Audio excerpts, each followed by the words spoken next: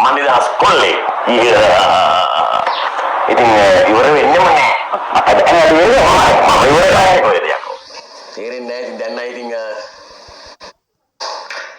නිකන් මට ඕන විදිහට ගඟ බලන්න මගේ හැකියාව. මගේ මොන මගේ ඔය මේ එහෙම වෙන්න හොඳ නෑ කාටවත්. මට වුණාට සමහර උදවිය ඇවිල්ලා කියනවා මේ බඳු මහත්තයාගෙන් සමාව ගන්න කියලා. මේ නඩුවේ තීන්දුව ඔන්න වෙන්න කියලා තියෙද්දි. ඔව්.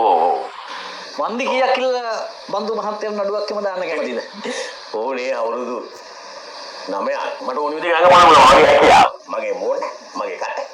මගේ ඇඟපත.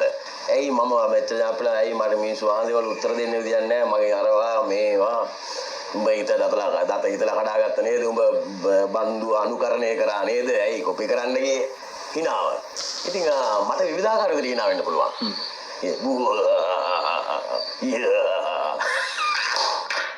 නිකන් අන්නේ නේ නේද?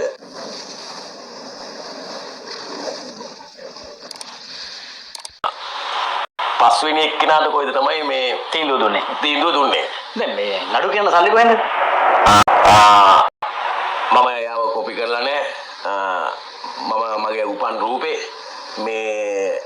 මේ අනුකරණය කිරීමට ඒකට එහෙම නීතියක් නැහැ. මගේ හිතේ එහෙම තමයි කිව්වේ. මට ඇහිච්ච විදිහට මාව නිදොස් කොට නිදහස් කිසිම දෙයකින් මාව හිර කරලා මාව තද කරලා මාව නිදහස් කරේ නැහැ. හැම දෙයකින්ම නිදොස් කොටම නිදහස්. ඒ නිසා මට ඕන විදිහකට රඟපාන්න පුළුවන්. මම ඕන විදිහකට රඟපාන්න කිව්වල මම එදා කරෙත් නෑ, අද කරන්නෙත් නෑ. මට අනුන්ගේ චිත්‍රපටි වල කරපු කෑලි කරන්න ඕනෙත් නෑ. ඒ චිත්‍රපටියක් ඒ විදිහට කරන්න ඕනෙත් නෑ.